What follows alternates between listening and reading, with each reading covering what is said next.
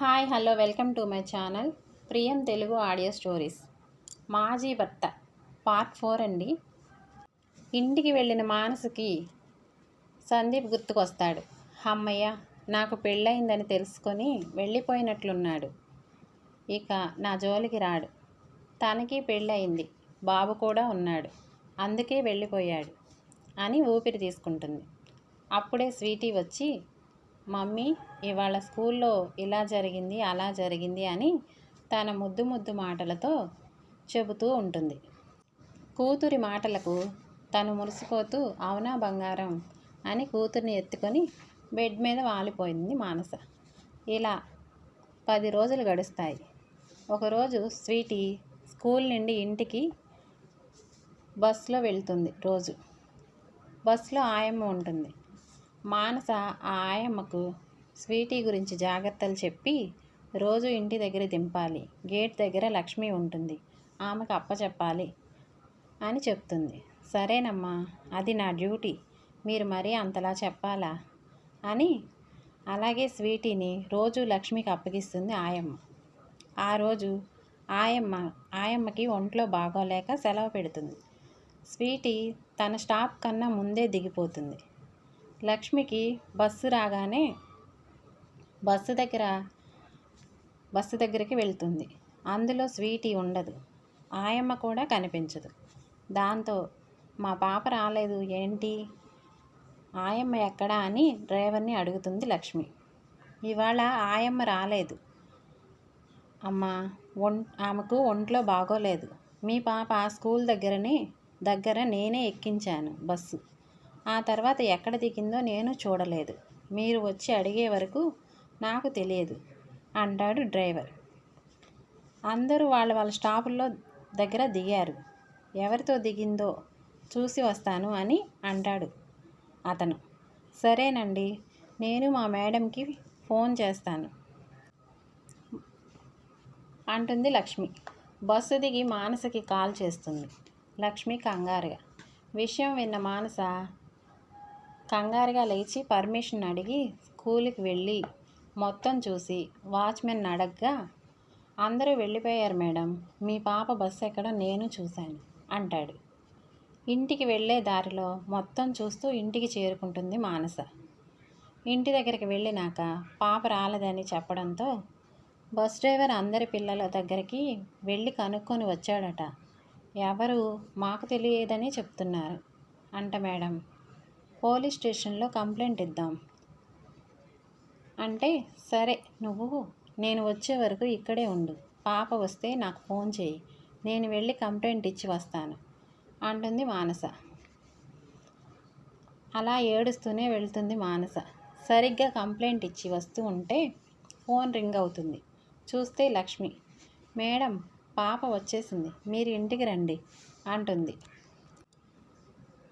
దాంతో ఊపిరి తీసుకొని వెనక్కి వెళ్ళి కంప్లైంట్ వాపస్ తీసుకొని ఇంటికి వెళ్తుంది. వెళ్ళేసరికి స్వీటీకి అన్నం పెడుతూ ఉంటుంది లక్ష్మి. గబాలన వెళ్ళి స్వీటీని ఎత్తుకొని ఏడుస్తూ ముద్దులు పెట్టుకుంటుంది. ఏమైంది మమ్మీ, ఎందుకు ఏడుస్తున్నావు అంటుంది స్వీటీ. ఏం లేదు బంగారం, నువ్వు ఇంతసేపు ఎక్కడికి వెళ్ళావు అని అంటుంది ఆమె. అదా, నేను స్వాతితో వాళ్ళ ఇంటి దగ్గర దిగాను, నాకు మన స్టాప్ తెలియదు కదా, ఆయమ్మ ఇవాళ రాలేదు. మరి స్వాతి వాళ్ళ ఇంటికి వెళ్ళావా? లేదు మమ్మీ, నేను మన ఇల్లు కనబడకపోయేసరికి నడుచుకుంటూ వెళదామని నడుస్తుంటే మన ఇల్లు అస్సలు కనబడలేదు. దాంతో నేను ఏడ్చుకుంటూ నడుస్తుంటే ఒక కారు ముందు పడిపోయాను. అందులో ఉన్న అంకుల్ వచ్చి నన్ను ఎత్తుకొని, నీ పేరేంటమ్మా, ఎందుకు ఏడుస్తున్నావు అని అడిగారు. నీ పేరేంటమ్మా, మీ మమ్మీ డాడీ ఎక్కడా అని అడిగారు. దాంతో నా పేరు స్వీటీ, మరి మీ స్కూల్ పేరు అని, నీ పేరు అని అడిగారు. మా మమ్మీ పేరు మానస, మా స్కూల్ పేరు కూడా చెప్పాను.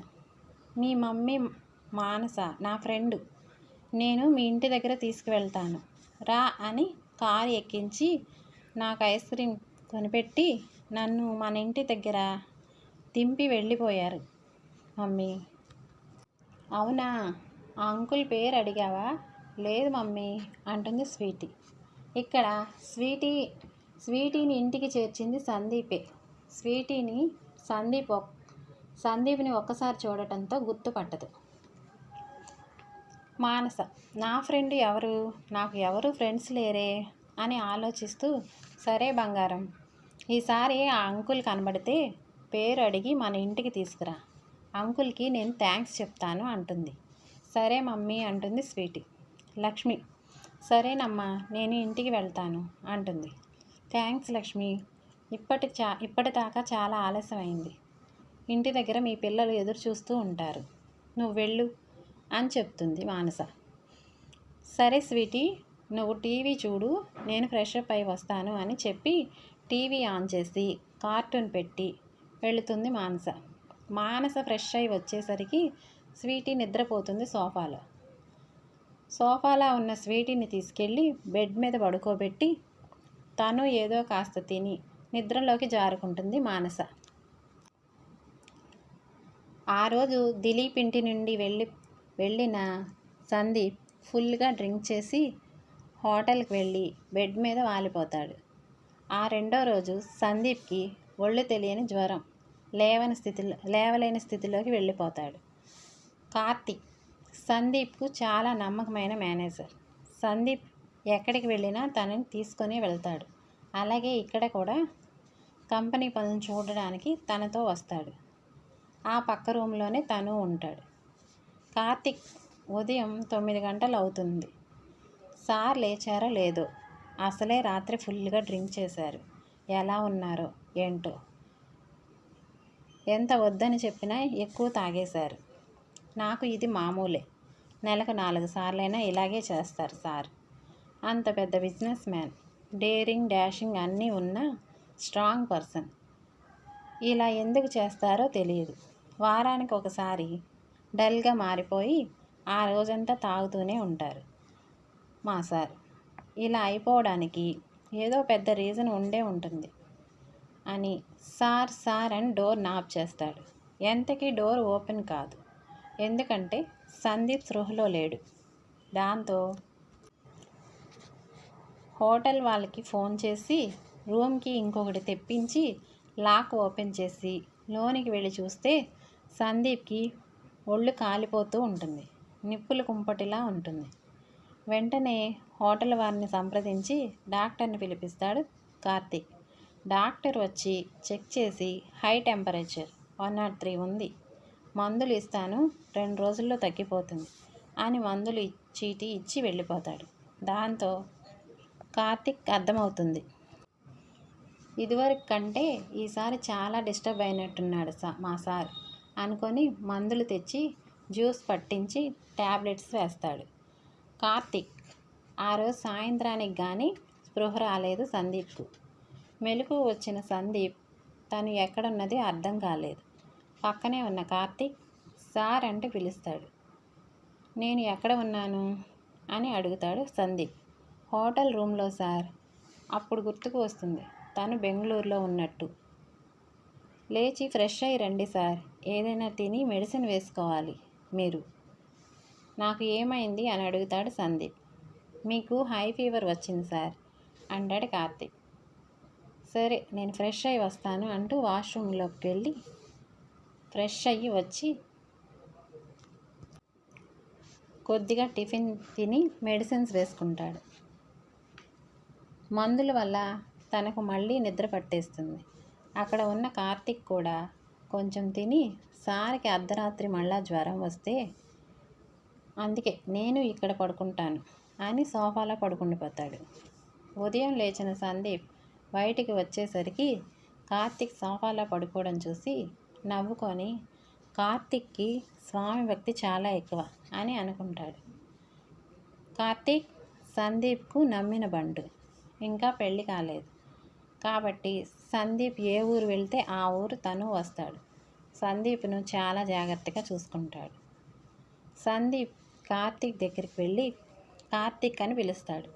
అంతే, వెంటనే టక్కున లేచి కూర్చొని ఏం కావాలి సార్ అంటాడు. ఏం వద్దు కానీ రాత్రి నీ రూమ్కి వెళ్ళలేదా?